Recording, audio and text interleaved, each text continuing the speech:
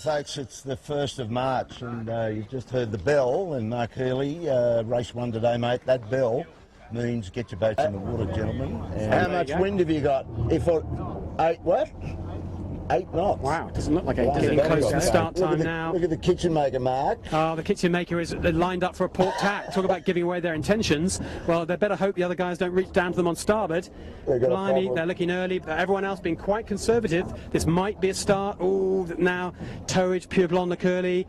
The general recall's looking much more likely now. I might let him go. Oh, individual. Oh, there's the 3. 10 seconds to go. This end of the line, it's very crowded. Yandu very stationary. Middle of the line, Simon. Let's look down the middle of the line. Let's see where it's all happening. Pika well positioned, very aggressive. Looks nice. It looks like the mid-fleet's over the line again, though. There's 2 flags, probably a 3rd gun. There we go, another general. Forcing up Eurolink. There is the start, and that is a clean start. They're off. Race 1 of the 2014 JJ is a live race start. We're off and running. And look, has nailed the pin. So Panasonic using the bicycle hats and the vocal to claim first round. Panasonic Lumix leader at race 1, Mark 1, 2014 JJ. Congratulations, John. Leading group. That's a pretty sort of loose definition. Leading group. It's the leading. But anyway, congratulations, John. He's kept his lead. As Warwick said, not much to do tactically there, but you've got to keep sailing fast. First Panasonic, second is Smeg, third Fish have moved up to 3rd. When you know something. For them it was straightforward, but look at that. Smeg, take a bow from 3rd to 1st. Cracking job. And I tell you what, this is starting to really crank now, so they're going to have to change their mindset. It's not just a gear shift, is it, Warwick? It's actually a mindset, as you said. It's a mind psychological change. It's now quite a fresh day. Oh, Lumix going for a swim. I think that's because they lost the spinnaker halyard. I saw the spinnaker halyard the wrong side of the mainsail, and I think that's an intentional capsize on Lumix to recover the spinnaker halyard. But hopefully they'll get that sorted. We started the race at 7 knots, and now we've got maybe 7, great approach angle for a two-sail reach there, Warwick, isn't it? I think, as Bob said, they dropped the kite at just the right time. And we have a maker is hooning in behind us. We have a change of course being signalled there. If you hear me above the siren, more than a 40-degree shift, 45-degree shift, and on that basis they've decided to abandon the race. Bob and I were talking about that earlier on, and we're saying none of us have ever remembered a JJ race to ever get abandoned because of wind shift. 5 seconds to go. There is space, and there's the gun. Oh, no. That's 2 and 3 general recall. The pin was just and black flag coming up.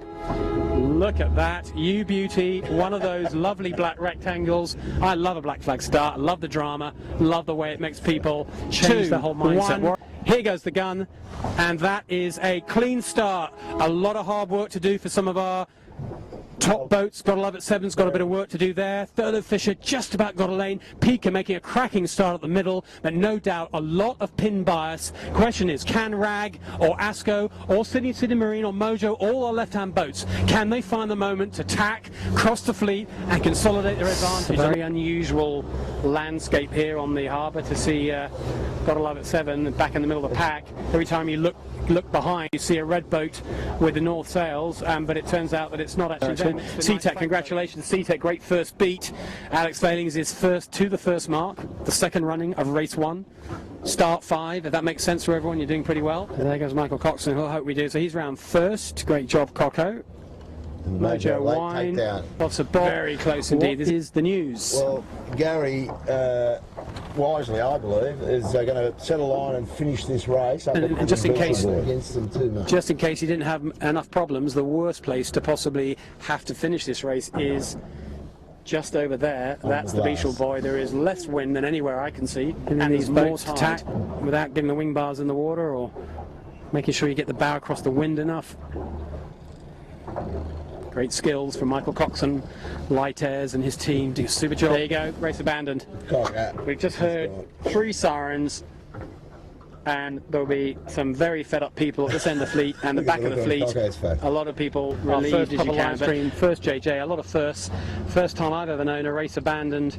Actually 2 races abandoned in one day, both of which ran at almost full length. So it's a strange old day, all a bit of experience, but technically it's gone surprisingly well. Unremarkable is another term for That's what we like. We like a boring down in circles. Thanks very much, Warwick. thank you for coming out on this long day. Great to have you with us, Bob. You'll need a couple of beers, Mark. You've been talking your head off. We'll need a couple of beers, won't we, for sure. And Nikki, thanks for keeping the social media world wheels rolling. Sydney City Marine, our event sponsor, supported by Winning. Thank you very much indeed. Today's sponsor was Goodbye, Good Night. Good night. Increasingly dark Sydney Harbour. We'll tell you tomorrow how we got the story of how we got 34 skiffs home, hopefully before dark. See you tomorrow and goodbye.